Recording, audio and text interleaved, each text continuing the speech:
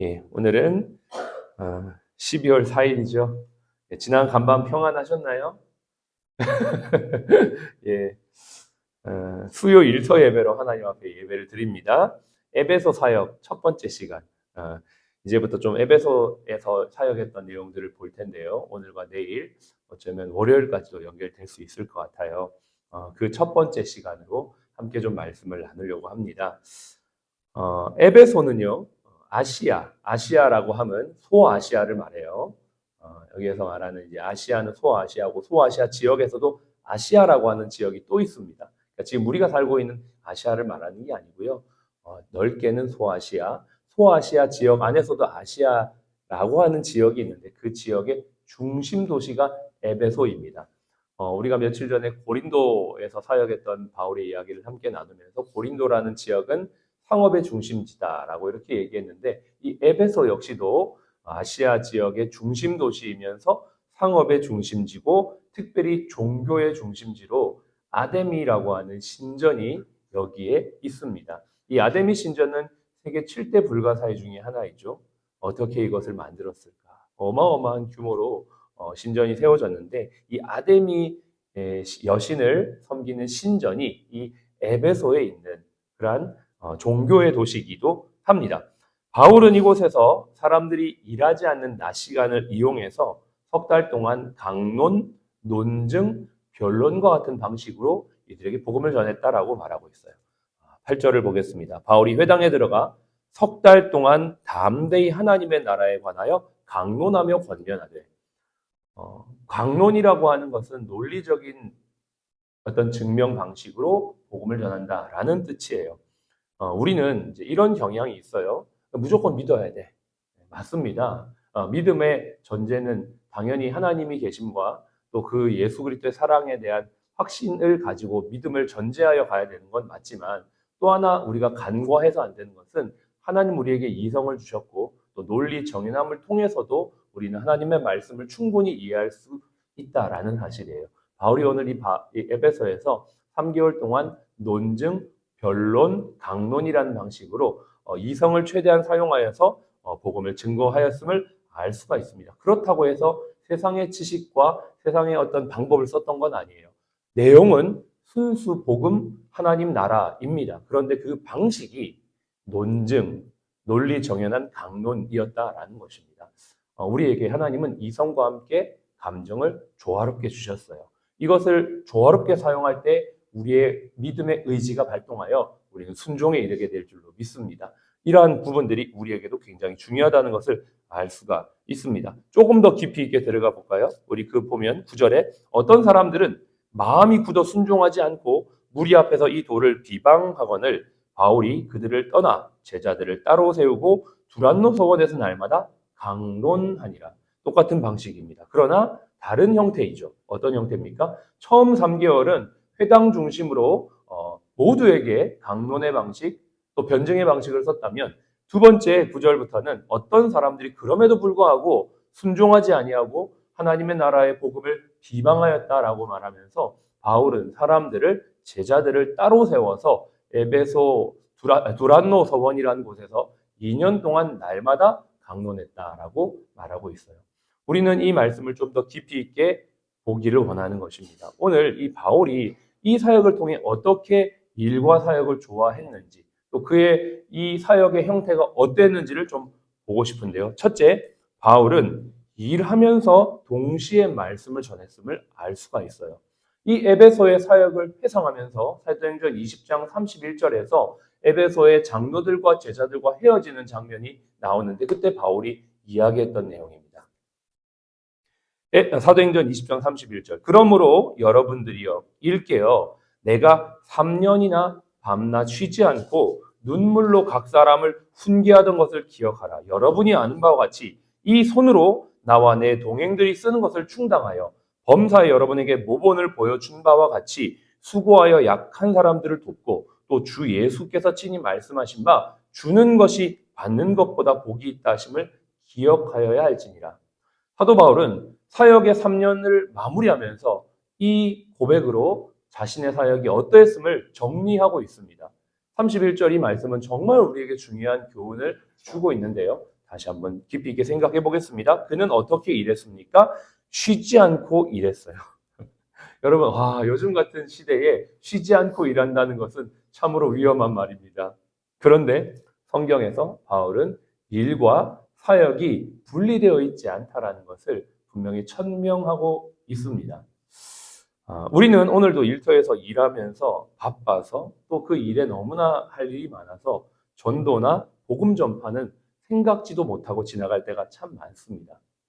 여러분 생각해 보십시오. 일과 복음 전파가 분리되어 있는 게 아니에요. 나 일할 때는 일을 하고 복음 전파할 때는 그거는 선교와 전도할 때만 복음 전파다라고 생각하지만 전혀 사실은 그렇지 않죠. 일과 사역은 붙어 있어요. 쉽게 말해 바울은 천막 만든 일을 하면서도 복음을 전파했어요. 복음 전파하는 일을 잘하기 위해서 천막 만드는 일을 했다라고 하는 것이 더 정확한 표현이겠죠.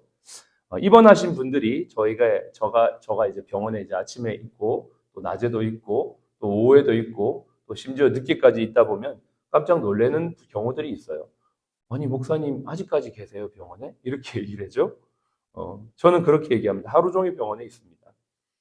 보통 사람들은 예배인도만 하고 목사님은 간다, 집에 간다고 생각하는 경우가 많죠. 그건 뭐냐? 목사의 일은 예배인도 하는 거라고 생각 속에 정해져 있기 때문에 그렇습니다. 그런데 병원에서 리더 교육도 하고요. 채용도 해야 되고요. 성경 공부도 진행해야 되고요. 때로는 행사를 계획하고 준비하고 진행도 해야 합니다. 그런데 저는 이 모든 병원에서의 일이 복음 사역과 연결되어 있다고 생각하지 이 일과 복음은 떨어져 있다고 생각하지 않아요. 내가 하는 이 일이 곧 복음을 전하는 일이라는 생각의 연장이 있기 때문에 여기에서 아침부터 늦게까지 저녁까지 있어도 이것이 나 일 많이 했다라고 생각하지 않는다는 거예요. 바울도 그랬을 거예요. 내 삶이 복음과 연결되어 있으면 내가 하는 일도 복음이라는 거예요. 여러분 이 개념이 우리 그리스도인들 안에 있기 때문에 사실은 요즘 하도 몇 년 전부터 얘기하는 일과 삶의 균형 이런 부분들이 사실은 어떤 경우에서는 우리 그리스도인들 요걸 더 초월하는 개념을 갖고 있는 사람들이라는 것을 우리는 정리할 필요가 있어요. 그렇다고 해서 저는 쉬지 않고 일하라고 생각하지 않습니다. 쉬지 않고 일하는 것도 성경이 말하는 바가 아니에요. 하나님은 분명히 안식일을 정해놓고 6일은 열심히 일하되 안식일은 쉬면서 하나님께 예배드리고 영적으로 충전하는 시간이라고 분명히 말씀하고 있습니다. 그러나 내가 하는 일과 어떤 복음이 딱 경계가 있어서 칼로 자르듯이 잘라지는 것이 아니라는 것을 말하는 거예요. 내가 하는 일이 복음과 연결되어 있다고 생각하면 우리는 복음을 위해 좀 더 늦게 일할 수도 있고요. 좀 더 많이 일할 수도 있어요. 그것에 대해서 너무 연연하지 않는다는 거예요. 그거를 자유할 수 있다는 것이 바울의 고백이었습니다. 여러분, 보통 우리가 사역자들이 이런 생각을 하죠. 사역을 하게 되면 저 역시도 그렇습니다. 대학원을 다니면서 사역을 시작했는데 그때는 내가 사역자라는 인식이 있기 때문에 교회에서 나를 언제 불러도 나는 간다라는 생각을 가지고 있는 거예요. 여러분, 일터에서도 마찬가지예요. 우리가 일터 사역자라는 인식이 있으면 때로는 병원에서 시간 외에 어떤 일들을 나에게 맡길 때 우리는 기꺼이 그 일들을 할 수 있는 사람일 수 있다는 거예요. 그게 뭐가 전제일 때 그 일이 곧 복음 사역이다라는 그 일을 생각을 정리하고 있을 때 우리는 자유할 수 있다라는 것입니다. 여러분 이거는 참 중요한 원리라고 저는 생각해요. 왜?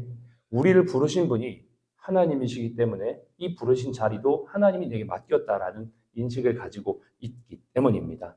저는 우리 사랑 플러스 병원 신실한 제자들이 이러한 복음과 일에 대한 통합적 생각을 가지고 있는 하나님의 사람들이 되시기를 바랍니다.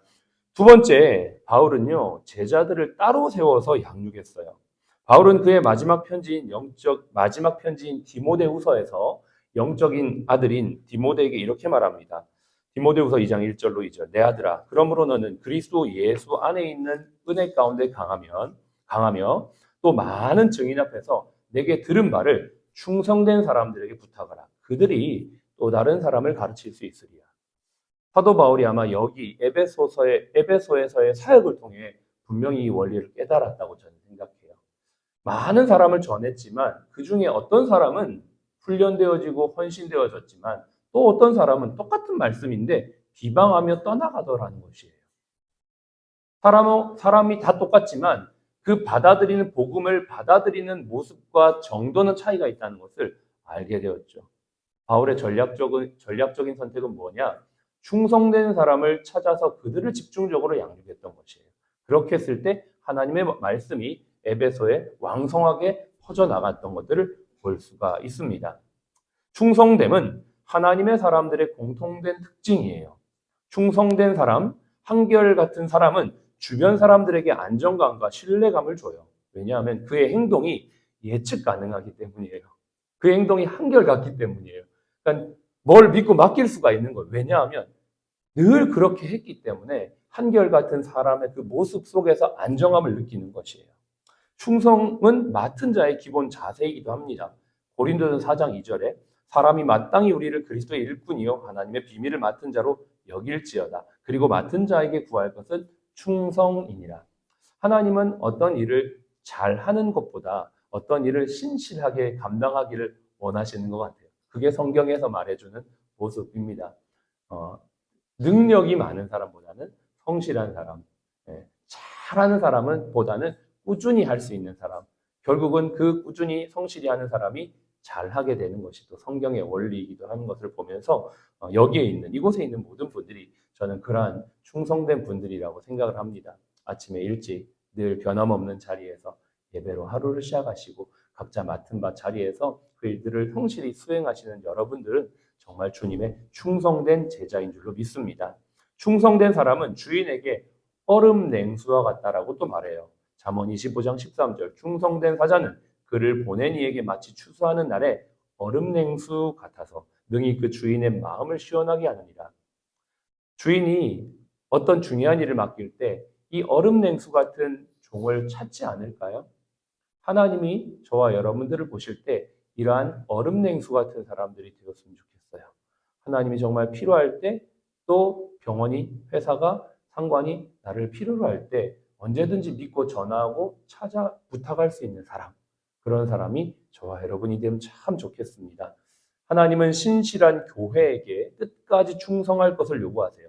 요한계시록 2장 10절 너는 장차받을 고난을 두려워하지 말라. 볼지어다 마귀가 장차 너희 가운데 몇 사람을 옥에 던져 시험을 받게 하리니 너희가 10일 동안 환난을 받으리라. 내가 죽도록 충성하라. 그리하면 내가 생명의 면류관을 받으리라. 충성은 일시적인 모습뿐만 아니라 변함없이 끝까지 가는 것을 충성이라고 말합니다. 어떤 상황이 좋을 때는 충성하고 힘들 때는 충성하지 않는 게 아니고 힘들 때도 끝까지 충성하는 것을 신실한 교회였던 서머나 교회에게 주님은 말씀하셨습니다. 저와 여러분들이 처음 시작한 충성을 끝까지 이루어갈 수 있기를 축복합니다. 마지막으로 충성은 성령의 열매입니다. 갈라디아서 5장 22, 23절에 오직 성령의 열매는 사랑과 희락과 화평과 오래 참음과 자비와 양성과 충성과 절제라고 말하고 있어요. 성령께서 우리 안에서 무엇을 맺게 하세요? 충성의 열매를 맺게 하시는 거예요. 때로는 우리가 힘들고 어려워도 하나님께 기도하면 하나님이 오늘도 힘을 주셔서 그 일을 끝까지 충성할 수 있도록 도와주실 줄로 믿습니다. 오늘 이 하루를 하나님 앞에 기도하며 성령의 인도하심을 따라 살아가는 여러분의 삶에 충성의 열매가 맺힐 겁니다. 그리고 하나님은 그 충성한 자들에게 생명의 면류관을 주실 것입니다. 뿐만 아니라 하나님이 그 나라에서 충성의 면류관을 주실 뿐만 아니라 이 땅에서도 충성된 일꾼들에게 때를 따라 양식을 나눠줄 수 있는 권한과 능력도 허락해 주십니다. 이 말씀을 믿으시면서 오늘의 일터에서 일과 사역의 조화 그리고 충성됨으로 힘차게 나아가는 저와 여러분들이 되시기를 주님의 이름으로 축복합니다. 기도하겠습니다. 여러분, 우리는 오늘 누구에게 충성을 해야 할까요? 또 무엇에 충성해야 할까요? 세상의 많은 사람들은 사람이나 돈에 충성합니다. 내 목적을 이루기 위함이죠. 물론 그것이 틀린 건 아니에요. 그러나 그보다 더 상위의 목적이 있습니다. 생각해 보십시오. 많고 많은 병원 중에 하나님이 여러분을 택하셔서 이 자리에 앉게 하셨고 많고 많은 병원 중에 하나님이 여러분을 택하셔서 이 자리에 있게 하셨어요. 오늘도 우리는 하나님께 충성하기를 원하여 사람을 따라 사람의 눈치를 보는 것이 아니라 하나님을 의지하고 경외함으로 사랑으로 일할 수 있는 저와 여러분들이 되기를 기도합니다. 무엇에 충성합니까? 돈을 많이 받기 위해 일하는 것입니까? 세상은 그렇지만 우리는 사명, 내게 주어진 미션에 충성합니다. 그리고 성실하게 일할 때 성과가 나고 결과는 따라오게 될 것입니다. 하나님과 사명에 충성하는 자들, 저와 여러분들이 되기를 바랍니다. 함께 말씀을 놓고 기도해 주시고요. 두 번째는 이 나라의 안정과 위정자들의 바른 의사결정을 위해 좀 기도해 주셨으면 좋겠어요. 이와 같이 우리 병원도 안정을 이루게 하시고 우리 병원의 모든 경영진들, 부서장들 바른 의사결정을 할 수 있는 지혜를 오늘도 허락하여 주시옵소서. 함께 기도하겠습니다. 하나님 아버지 감사합니다. 오늘도 주님 안에서 하나님의 말씀에 충성하며 하나님의 사명에 충성하고자 하는 우리 모든 사랑플러스의 임직원들을 축복하여 주시옵소서. 하나님을 의지하며 사랑으로 일하게 하시고 내게 주어진 사명에 성실한 자들이 되게 하여 주시어서 하나님 아버지의 목적을 이루는 이 하루가 되기를 원합니다. 하나님이 나라와 위정자를 위하여 기도합니다. 하나님 나라가 속히 안정화되게 하시고 위정자들이 바른 결정을 할 수 있도록 인도하여 주옵소서. 우리 병원도 바쁘고 분주한 가운데 있지만 하나님 아버지와 속히 안정을 이루게 하시고 아버지 새로운 의료진들과 아버지 하나님 손발이 잘 맞아서 아버지 하나님 안정되어진 치료와 진료가 진행되어지게 하시며 아버지 또한 야간 진료로 여러 가지로 형태로 아버지 하나님 오늘도 진행할 때에 안정감 있는 사역들 잘 감당할 수 있도록 도와주시고 병원장님이야 모든 우리 리더십들에게 바른 의사결정을 할 수 있는 결정력과 판단력과 분별력을 허락하여 주시옵소서. 하나님 오늘 일터 예배로 주님 앞에 예배를 드립니다. 우리에게 허락하신 일이 곧 하나님의 사역인 것을 기억하며 주님 안에서 아름다운 조화를 이루며 자원하며 섬기는 이 하루가 되게 하여 주옵소서. 충성된 사람들에게 충성된 열매가 약속되어 있는 것을 기억하며 오늘도 하나님께 사명에 충성하는 저희가 되게 하여 주시옵소서. 이 나라 민족을 불쌍히 여겨주시고 안정되게 하시며 위정자들과 함께하여 주옵시고 우리 병원도 하나님의 은혜 안에 안정되며 모든 경영진들이 하나님의 뜻 안에서 바른 결정을 내릴 수 있도록 지혜 더하여 주시옵소서. 지금은 우리의 생명이요 부활이신 예수 그리스도의 은혜와 아버지 하나님의 극진하신 사랑하심과 성령님의 내주교통 충만 인도하심이 오늘도 하나님의 뜻대로 살길 원하는 모든 주의 백성들 머리 위에 지금부터 영원토록 함께 하시기를 예수님의 이름으로 축복하며 기도합니다. 아멘.